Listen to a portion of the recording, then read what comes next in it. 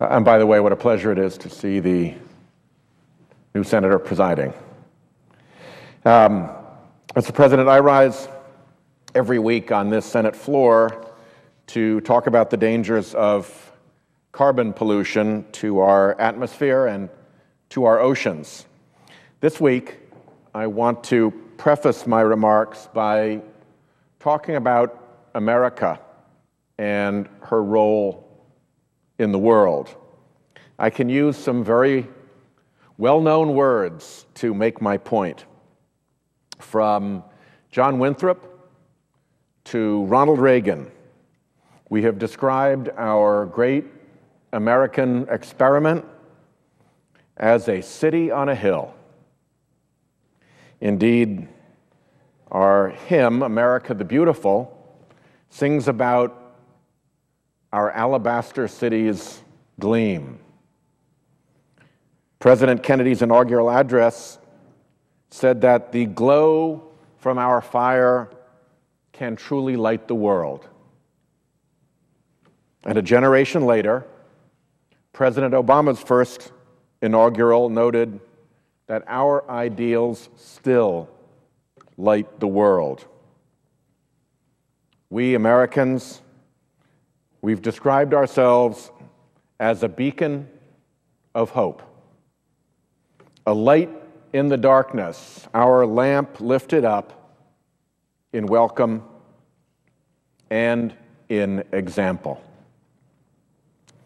Daniel Webster, years ago, said that our founders set the world an example. That was what the founding of America meant. Our founders set the world an example. President Clinton has pointed out that the power of our example, the power of that example in the world, has always been greater than any example of our power. That was the way Bill Clinton described it. And when Daniel Webster said that our founding fathers had set before the world an example, he went on to say this, and I quote, "The last hopes of mankind, therefore, rest with us. And if it should be proclaimed that our example had become an argument against the experiment, the knell of popular liberty would be sounded throughout the earth." I've spoken before about this small globe of ours, the light of dawn sweeping each morning across its face, lighting cities and cottages, barrios and villages. And across the globe's face, people coming forth from homes and hovels into that morning sun, each knowing from our American example that life does not have to be the way it is for them, knowing that an example of liberty and self-government stands free before them, that America stands as an alternative and a rebuke to the tyranny, to the corruption, or to the injustice in which they may be mired. So, like many of my colleagues, I believe that America has a special destiny in the world.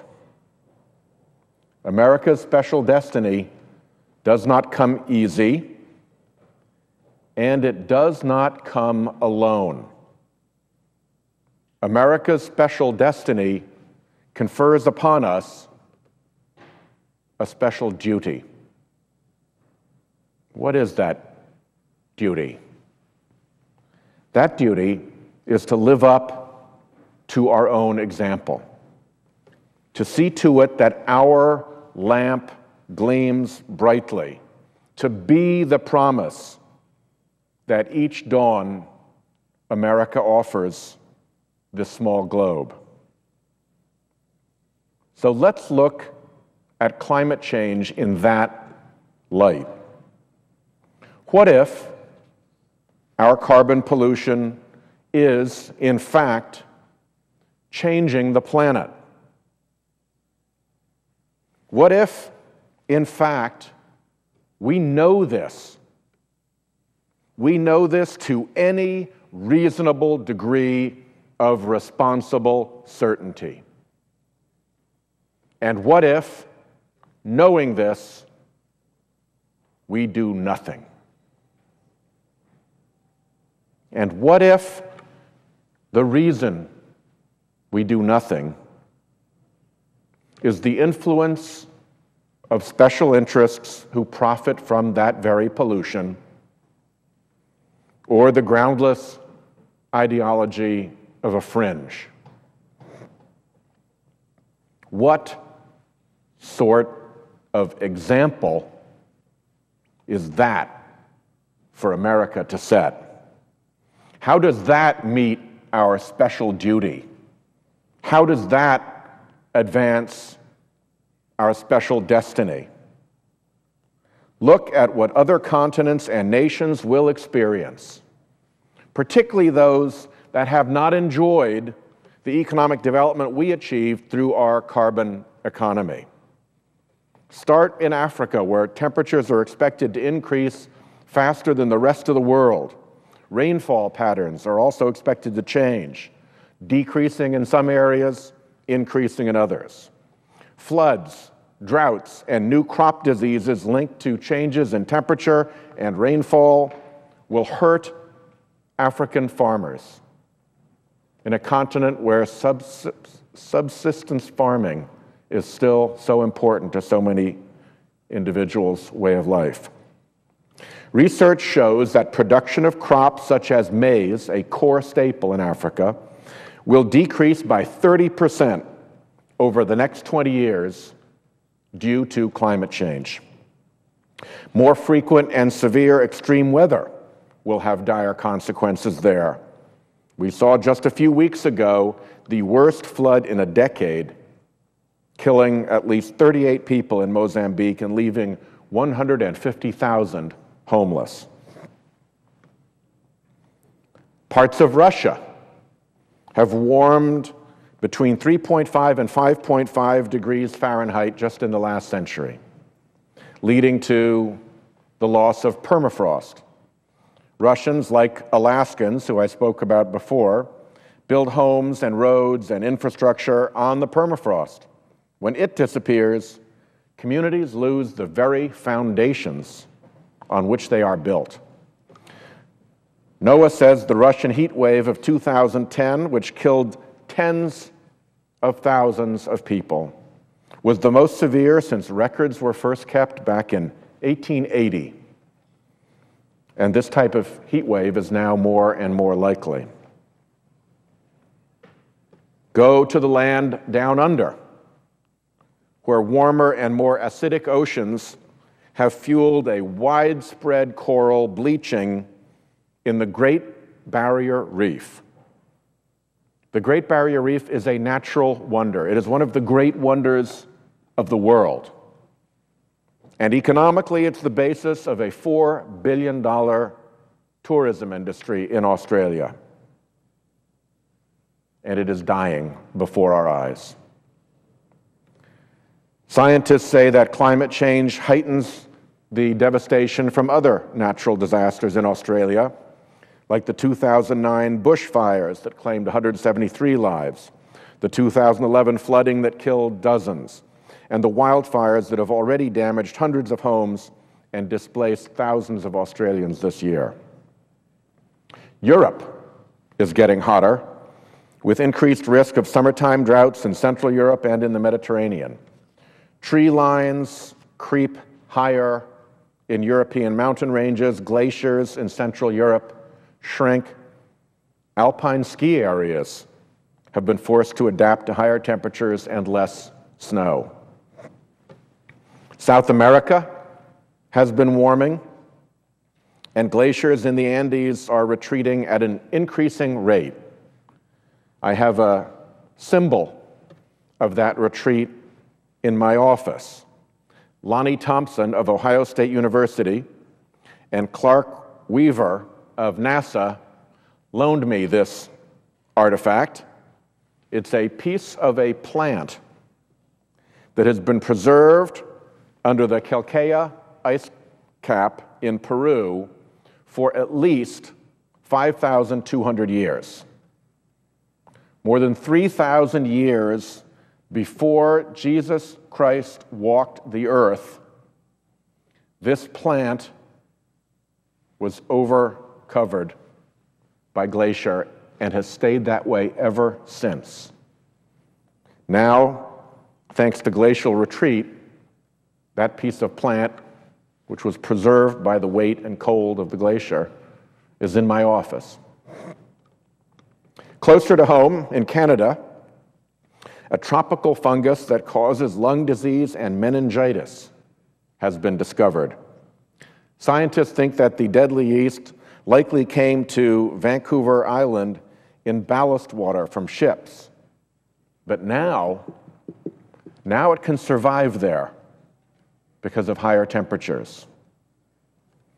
In the Arctic, we're losing sea ice, permafrost, glaciers, and ice sheets.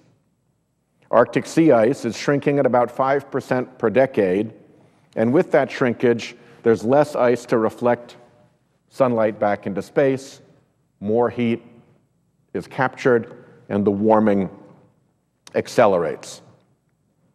At this rate, Arctic summers will be ice-free within decades.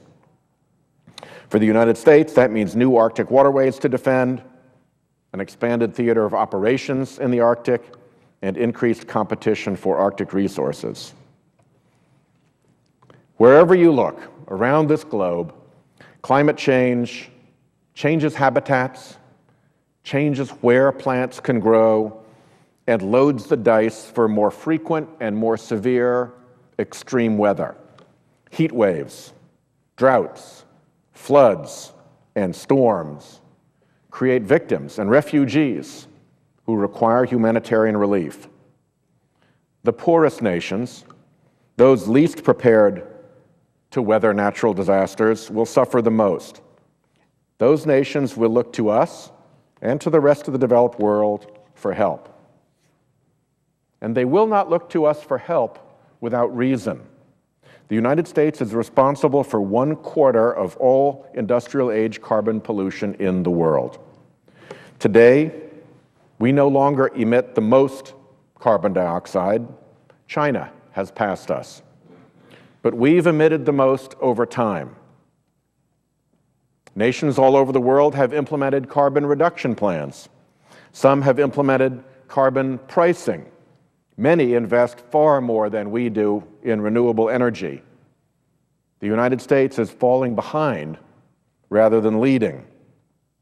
Even China, today's biggest polluter, recently committed to reduce the amount of carbon it emits relative to its economic output.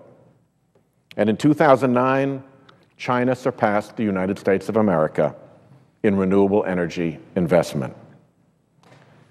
Looking at all of that, it is hard to imagine that those who will suffer, those who will be displaced, those who will lose their ancient livelihoods all around the world will look benevolently upon our nation. It is hard to believe that they will not resent that they are forced to bear those burdens as the price of our carbon economy. One can readily imagine extremists who wish to rally disenchanted people against us, even to violence against us, finding fertile opportunity where that resentment festers. Will it not be, as Daniel Webster said, an argument against our experiment? Will it not be an argument against our experiment that our democracy, our great American democracy, seized in the grip of polluting special interests, or fringe political ideology was unable to respond to the facts around us to protect ourselves and our world. And won't there be ready ears, easy to fill with that argument against our experiment, among those who've been uprooted from traditional homes and livelihoods, or among those whose homes and livelihoods have been disturbed by climate refugees? Mr. President, destiny means duty.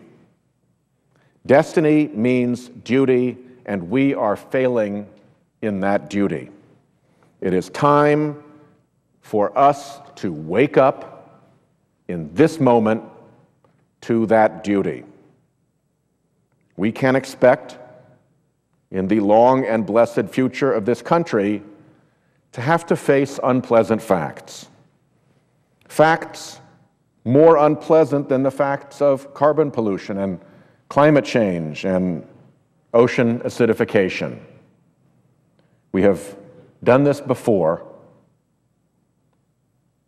and with God's help, we will do it again.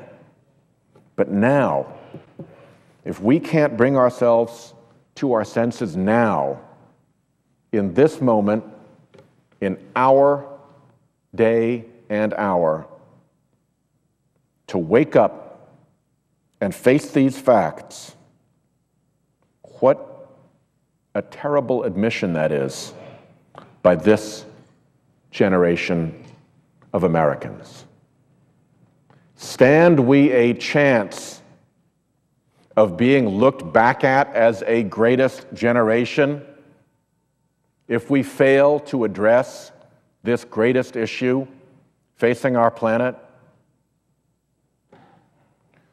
Lord Acton noted, and I'll quote, "The undying penalty which history has the power to inflict on wrong. Truly, that penalty will be inflicted on us, on our generation, if we do not awaken to these plain facts and to our plain duty." I thank the presiding officer. I see that the distinguished chairman of the Judiciary Committee is nearby and may well seek the floor with respect to the Violence Against Women Act, so I will yield the floor, and until he returns, I will note the absence of a quorum.